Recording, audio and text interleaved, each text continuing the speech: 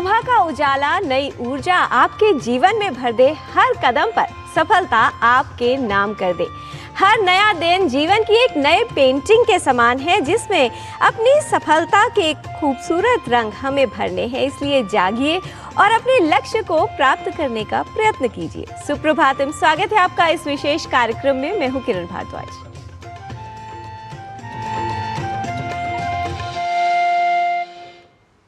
जीवन में समय का चक्र निरंतर चलता है। समय बताने वाले तो बहुत से लोग जीवन में मिल जाते हैं, किंतु समय पर काम आने वाले लोग बहुत कम होते हैं और उनकी पहचान, उनकी परीक्षा होती है संकट की घड़ी में। संकट के क्षणों में अगर अपनी हिम्मत जुटाई जाए और आगे बढ़ा जाए तो वही वास्तविक जीत है।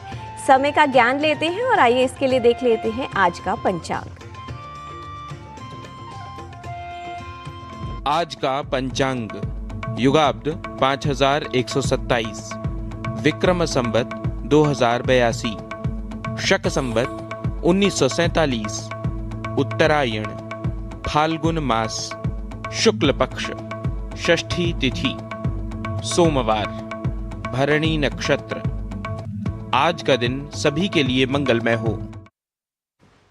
जिस प्रकार एक मजबूत भवन मजबूत नींव पर टिका होता है, ठीक उसी प्रकार संस्कार हमारे जीवन की नींव है। जैसे संस्कार वैसा ही जीवन बनता है। इसलिए अपने संस्कारों को बेहतर रखना चाहिए और संस्कार सशक्त बने, इसके लिए अपने विचारों को सकारात्मक बनाए रखना अति उपयोगी और उत्तम होता है। अविज्ञातस्य विज्ञानम, विज्ञातस्य च निश्चयः, आरंभः कर्मणां शश्वदारब्धस्यान्तदर्शनम्। अज्ञात ज्ञान को खोजने के लिए प्रयोग और अनुसंधान आवश्यक हैं। ज्ञात तथ्यों पर निर्णय और विश्लेषण ही शोध की शुरुआत है और अनुभव एवं अवलोकन से ही वह ज्ञान सत्यापित होता है। Experimentation and research are essential to discovering unknown knowledge. Judgment and analysis of known facts are the beginning of research, and that knowledge is verified through experience and observation. भारतीय संस्कृति और सनातन धर्म में ज्योतिर्लिंगों का अपना एक अलग आध्यात्मिक वैभव है।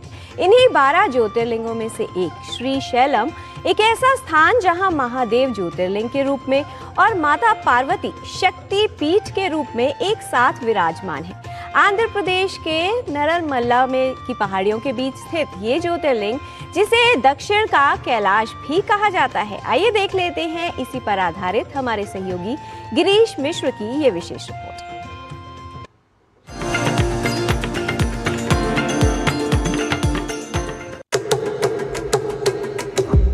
सृष्टि को बचाने के लिए मां जगदम्बा ने कई रूप धारण किए और उनके हर अवतार की अलग कहानी और आध्यात्मिकता है। आंध्र प्रदेश में मां जगदम्बा के कई मंदिर हैं, जहां वे भगवान शिव के साथ पार्वती के रूप में विराजमान हैं। लेकिन आंध्र प्रदेश के कुरनूल जिले में नल्लामल्ला पहाड़ियों पर 12 ज्योतिर्लिंगों में भगवान शिव अकेले विराजमान नहीं हैं, बल्कि शक्ति के रूप में मां पार्वती भी उनके साथ मौजूद हैं। देश के हर कोने से भक्त भगवान शिव के दर्शन करने के लिए यहाँ आते हैं। इसी मंदिर के परिसर में मां पार्वती अलग रूप में विराजमान हैं, जहाँ उनकी 8 भुजाएं हैं। मंदिर परिसर के पीछे की तरफ सर्वशक्ति मां श्री शैलम भ्रमरांबा देवी के रूप में स्थापित हैं। भ्रमरांबिका देवी मंदिर मां भ्रमरांबा को समर्पित है, जो देवी पार्वती का ही एक रूप हैं।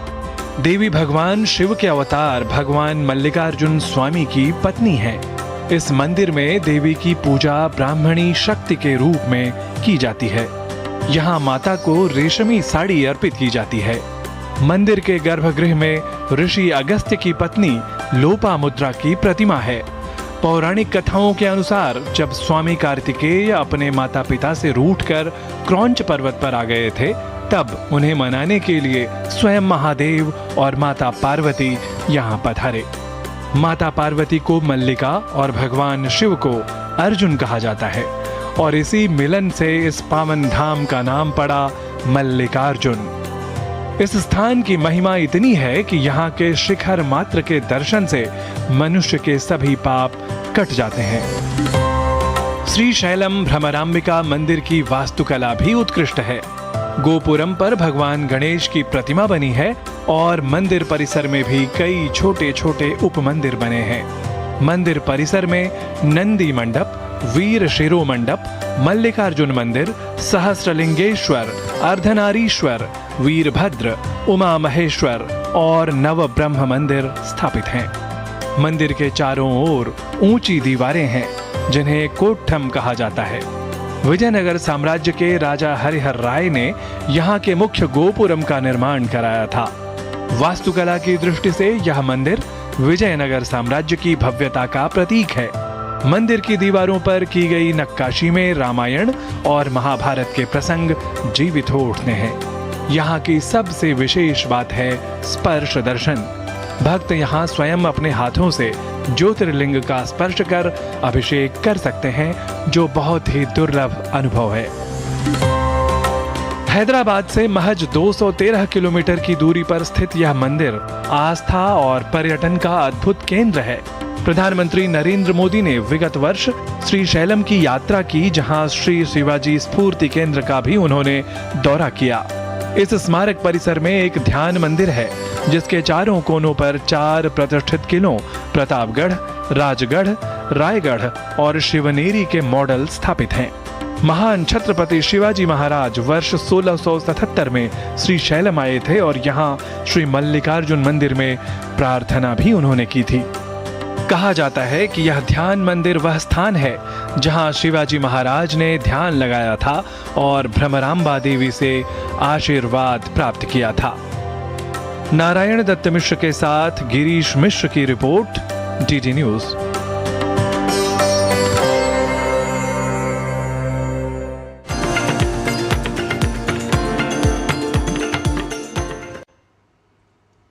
स्वस्थ रहने की प्राकृतिक यात्रा में हम आपके लिए लेकर आए हैं स्पेशल हेल्थ सीरीज, जिसमें स्वास्थ्य को समग्र दृष्टिकोण में दिखाया जाता है। जीवन शैली में बस थोड़ा सा बदलाव और आप कर सकते हैं बीमारियों से बचाव। स्वास्थ्य को बेहतर बनाने के लिए एक स्वास्थ्य समस्या के हर पहलू पर रहता है फोकस। तो आइए चलते हैं योग 360 में प्राकृतिक रूप से स्वस्थ रहने के लिए।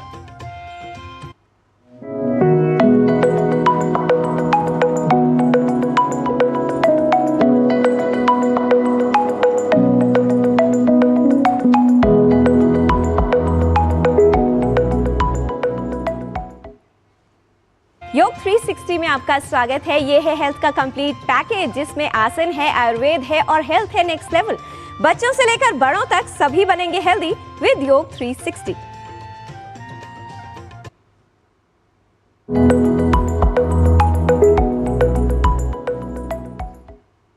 योग 360 में आज बात एक ऐसी प्रॉब्लम की जो सिर्फ बीमारी नहीं है बल्कि एक साइलेंट वार्निंग है। डायबिटीज, नाम छोटा लेकिन असर बड़ा। आज हम इसे जानेंगे, समझेंगे और मिलकर इसे हराएंगे।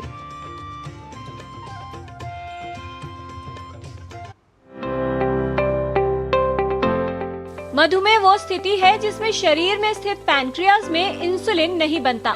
इंसुलिन एक ऐसा हार्मोन है जिसकी सहायता से शरीर की कोशिकाएं ग्लूकोज को सोख लेती हैं और रक्त में शर्करा की मात्रा नियंत्रित रहती है। मधुमेह हो जाने पर शरीर में इंसुलिन का उत्पादन कम या समाप्त हो जाता है। रक्त में शर्करा का स्तर अनियंत्रित रहे तो इसका प्रभाव शरीर के अंगों पर पड़ता है और कई तरह की समस्याएं उत्पन्न हो जाती हैं। कुछ उपाय मधुमेह को नियंत्रित रखने में उपयोगी हैं। डायबिटीज कोई सजा नहीं बल्कि एक चेतावनी है कि अब टाइम है अपना लाइफस्टाइल बदलने का, डायबिटीज कंट्रोल करने के लिए ये आसन करने का।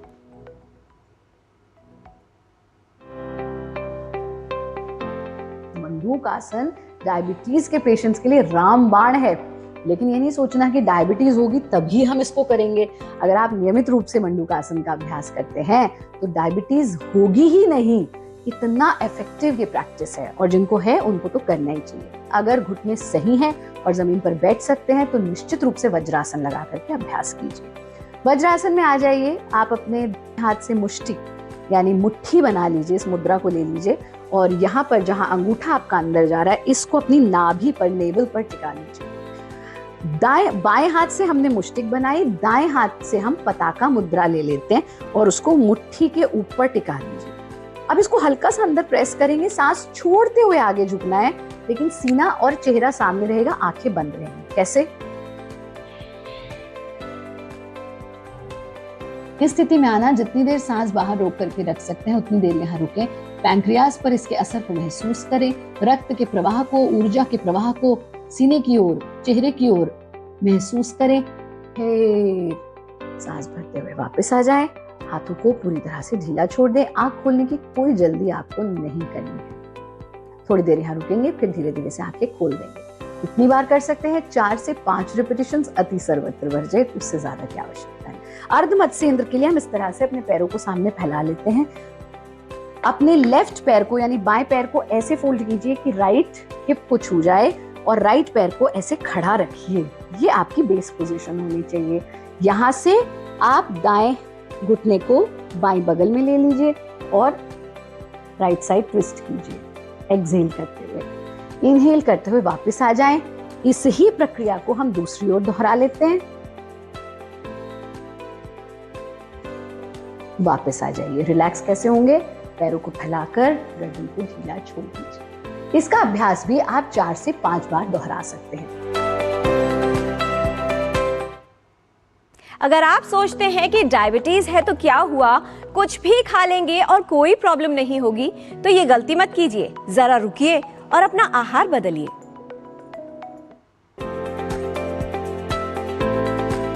प्राकृतिक चिकित्सा कहती है कि टूटा हुआ सुबह, पिसा हुआ दिन में और कुटा हुआ शाम को, यानी पेड़ से टूटे हुए फल, सब्जियां, सलाद, ये सब हमें सुबह खा लेने चाहिए। उसके बाद आफ्टरनून में हम पिसे हुए आटे की इडली, डोसा, रोटी जो भी खा रहे हैं पिसा हुआ हम आफ्टरनून में खा लें। इवनिंग में हमें कुटा हुआ अन्न जैसे कि दलिया, खिचड़ी, ओट्स, उपमा, इनको हम सारी सब्जियां डाल के अगर पतला पतला बनाकर इन्हें पीने की, खाने की कोशिश करें तो ये मधुमेह के लिए बहुत अच्छा काम करता है। और साथ में सूप भी हमें लेना है। सूप को आप कोई भी सब्जी है बस उसे उबालें, उसमें थोड़ा सा काली मिर्च और सॉल्ट डालें, सिर्फ इतना ही करना है। उसमें एक्स्ट्रा बहुत ज़्यादा चीज़ें मिलाने की ज़रूरत नहीं है। हरा धनिया हम उसमें गार्निशिंग के लिए डाल सकते हैं। इसको लेकिन इतना मुँह में रखना है कि पूरा सलाइवा मिक्स हो, उसके बाद उसको निगलना है। डायरेक्ट पानी की तरह नहीं पीना है। अगर आप चबा चबा कर भोजन करने की आदत रखेंगे तो शुगर लेवल, हमने देखा है कि पेशेंट का बहुत जल्दी शुगर लेवल नॉर्मल हो जाता है, सिर्फ एक चबाने की आदत रखने से ही। फ्रूट्स अगर आप खाली पेट में चबा चबा कर खा रहे हैं तो भी आपके ग्लूकोज लेवल को नॉर्मल किया जा सकता है। आप स्प्राउट्स का यूज़ करें। आप उसमें मेथी दाना अंकुरित करके खाने की कोशिश करें। मेथी दाने को 1 टीस्पून मेथी दाना रात को 1 गिलास पानी में सोक करें, मॉर्निंग में उसको बॉईल करके पिएं, तो ये भी आपके शुगर लेवल को नॉर्मल करने में हेल्प करेगा। अंकुरित मेथी, अंकुरित मूंग, अंकुरित चना आप खा सकते हैं 1 छोटी कटोरी, लेकिन उसको अच्छे से वॉश करके खाना ज़रूरी है। मीठा सबको पसंद है, लेकिन जब जिंदगी कड़वी होने लगे तो समझ लीजिए कि ये डायबिटीज का अटैक है। तो अब डायबिटीज पर पलटवार करेंगी ये औषधियां।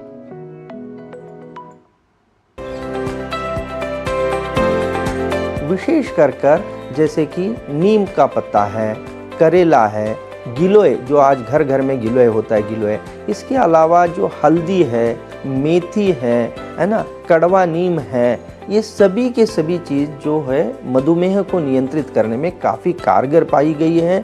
इसके अलावा कुछ औषधि जैसे कि त्रिफला है, और एक सबसे सरल औषधि है वो है आंवला और हल्दी। इनका बराबर मात्रा में लेकर उसका भी नियमित प्रयोग, ये सारी की सारी औषधियाँ मधुमेह को नियंत्रित करने में काफ़ी कारगर पाई गई है। पर इन सभी औषधियों का प्रयोग उचित चिकित्सक के मार्गदर्शन, क्योंकि आयुर्वेद की औषधियाँ रोगी की प्रकृति और विकृति दोनों को ध्यान में रखकर चिकित्सक मार्गदर्शन करते हैं। विशेष करके मधुमेह के लिए वमन और विरेचन, माने कि ये दोनों प्रकार की प्रक्रिया शरीर को शुद्धि करने के लिए, जिसमें बढ़ा हुआ कफ दोष और पित्त दोष को निकाला जाता है और बाद में चयापचय की प्रक्रिया को सुधारा जाता है, जिससे लंबे समय तक मधुमेह को नियंत्रित रखा जा सकता है। इसके अलावा जो बाह्य चिकित्सा है, जैसे कि उद्वर्तन हम करते हैं, जिसमें अलग अलग प्रकार के पाउडर का मसाज करते हैं, जिससे वजन कम होता है और वजन कम होने से भी मधुमेह को नियंत्रित किया जाता है। स्वस्थ जीवन शैली और प्राकृतिक उपाय मधुमेह को नियंत्रित करने में महत्वपूर्ण है, साथ ही मधुमेह से होने वाली जटिलताओं से बचाव में भी उपयोगी है। तो आज आपने जाना मंडूक आसन का अभ्यास, अर्ध मत्स्येंद्र आसन का अभ्यास। अभ्यास के दौरान श्वास सामान्य रखें, प्रतिदिन आधा घंटा वॉक और व्यायाम अवश्य करें। मधुमेह रोगी सुबह फल और सलाद लें। दोपहर को साबुत अनाज की रोटी या इडली और डोसा ले सकते हैं। शाम को दलिया या खिचड़ी जैसे हल्के अनाज का सेवन। भोजन को अच्छी तरह चबाकर खाएं। नीम, करेला, गिलोय, हल्दी, मेथी का उपयोग लाभकारी है। त्रिफला और आंवला का सेवन करें। पंचकर्म मधुमेह नियंत्रण में उपयोगी है। उद्वर्तन क्रिया वजन और शुगर को नियंत्रित रखती है।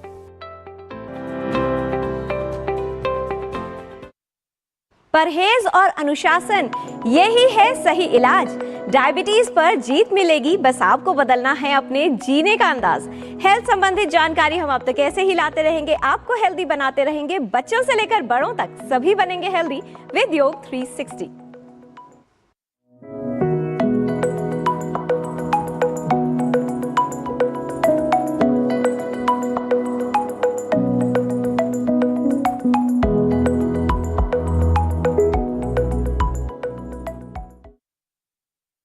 जीवन को बदलना है तो अपने जीवन में छोटी छोटी गलतियों से सीख लेना आवश्यक है। कहते हैं जिस व्यक्ति ने कभी जीवन में कोई गलती नहीं की तो समझ लीजिए कि उसने अपने जीवन में कुछ नया करने का प्रयास या कोशिश नहीं की। इसलिए कुछ नया करना है तो उसके लिए थोड़ी सी गलतियां होना तो सामान्य है। अगर जीवन में सफलता पाना चाहते हैं तो अपनी गलतियों से सीखिए और जीवन में आगे बढ़ते रहिए। इसलिए गलतियों से घबराइए नहीं, बल्कि उनको अपने जीवन का मार्गदर्शक समझिए। यहाँ पर लेते हैं एक अल्प विराम। आप देखते रहिए डीडी न्यूज।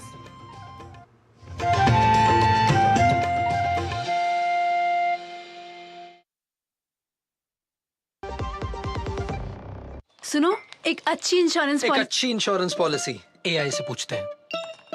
एक ऐसी पॉलिसी जिसमें प्रीमियम पेमेंट हो लिमिटेड पर इनकम आती रहे लाइफ टाइम। LIC का जीवन उत्सव। एक ऐसी पॉलिसी जो दे होल लाइफ इंश्योरेंस कवर भी। LIC का जीवन उत्सव। वाओ, चलो तो LIC की जीवन उत्सव पॉलिसी ही लेते हैं। मैं भी तुमसे यही कह रही थी, LIC का जीवन उत्सव। लाइफ टाइम सेलिब्रेशन मनाइए LIC के जीवन उत्सव के साथ, फ्यूचर सेट है। विभाग अनेक, कंप्लेंट बॉक्स 1। किसी भी सरकारी दफ्तर, विभाग या बैंक से जुड़ी शिकायत के लिए pgportal.gov.in पर जाएं, रजिस्टर करें, संबंधित विभाग चुनें, शिकायत दर्ज करें और ट्रैकिंग ID नोट करें।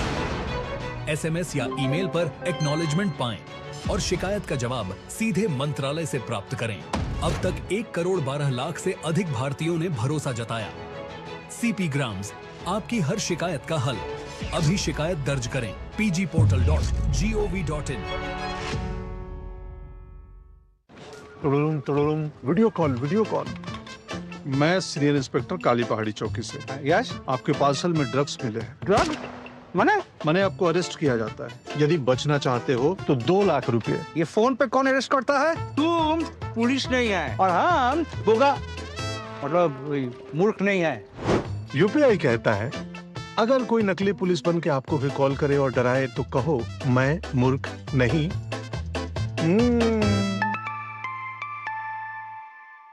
जाइए, आप भी किसी का टेस्ट लीजिए।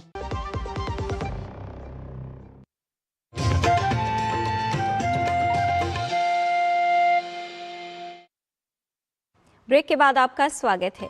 जीवन में अगर कुछ परिवर्तन चाहिए तो कुछ सीखना आवश्यक है और कहते हैं कि जीवन से बड़ा शिक्षक कोई नहीं, क्योंकि जो ज्ञान जीवन से मिलता है वो किसी पुस्तक से नहीं मिलता। बशर्ते हम अपनी गलतियों को सुधारें, उससे सीखें और जीवन को परिवर्तित करें।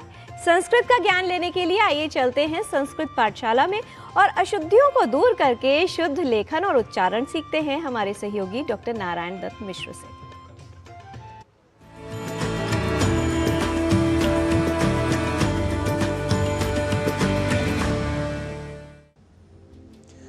नमो नमः। संस्कृत पाठशालायां सर्वेषां स्वागतमस्तु। अहमस्मि नारायण दत्तमिश्रः। संस्कृत पाठशाला में हम इन दिनों बात कर रहे हैं शब्दों के शुद्ध उच्चारण और शुद्ध लेखन के बारे में, जिन्हें आप कुछ सरल वाक्यों के साथ भी दृढ़ कर लिया करते हैं। तो बढ़ाते हैं इसी क्रम को कुछ और वैसे शब्दों के साथ जिनके उच्चारण और लेखन में हम कई बार अशुद्धि कर जाते हैं, गलती कर जाते हैं। आपको याद ही होगा कि हमने आपको पहले ही शुद्धता और अशुद्धता के कई उदाहरणों के क्रम में महत्व को महत्व के रूप में लिखने और पढ़े जाने की प्रवृत्ति के बारे में बताया था। तो महत्व को हम महत्व के रूप में न समझें, इस तथ्य को अधिक दृढ़ करने के लिए कुछ वाक्यों के प्रयोग कर लेते हैं। जैसे एक वाक्य है, संस्कृतेः महत्वम अधिकम अवगंतुम संस्कृतम मुख्यम साधनम अस्ति। अर्थात संस्कृति के महत्व को अधिक समझने के लिए संस्कृत मुख्य साधन है। भारतस्य राजनीति पटले प्रधानमंत्रिणः महत्वम अधिकम भवति। अर्थात भारत के राजनीति पटल में प्रधानमंत्री का महत्व अधिक होता है। ऐसे ही एक और वाक्य ले लेते हैं। महत्व शब्दः महत् इत्येतस्य त्व इत्येतस्य च संयोगेन निष्पन्नः। महत्व यह शब्द महत् और त्व इन दोनों के संयोग से बना है। यहाँ हमने महत्व के उच्चारण और लेखन पर दिया है विशेष अवधान।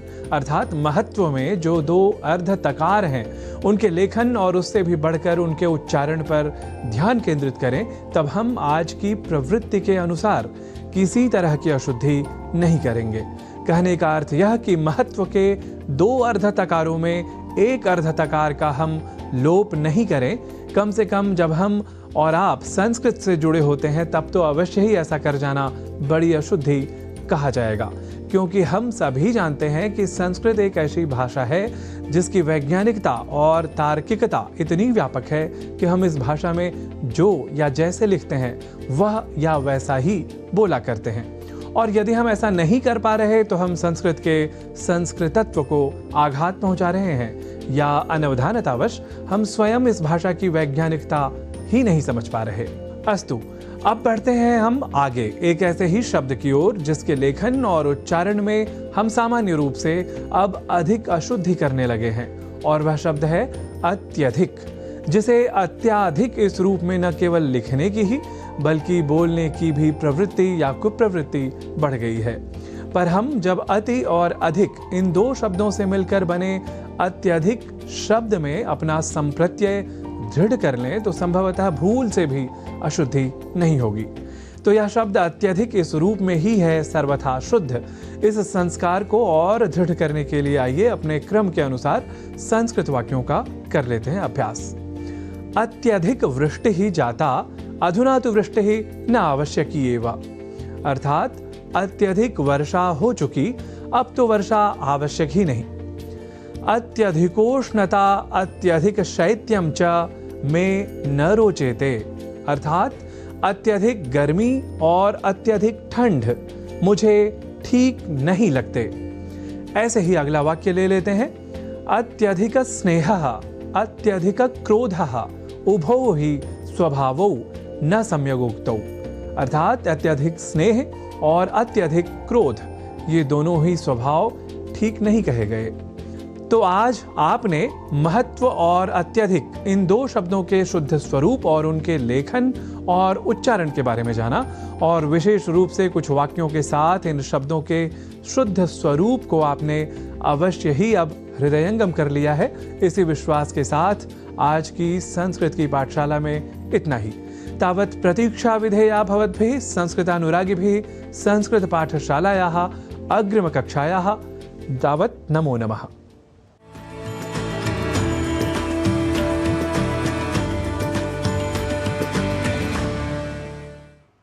तो आप भी अभ्यास करते रहिए। भाषा को शुद्ध करने के लिए शब्दों का शुद्ध लेखन और शुद्ध उच्चारण आवश्यक है। जीवन को शुद्ध करने के लिए शुद्ध मन, शुद्ध आचरण और शुद्ध विचार आवश्यक है।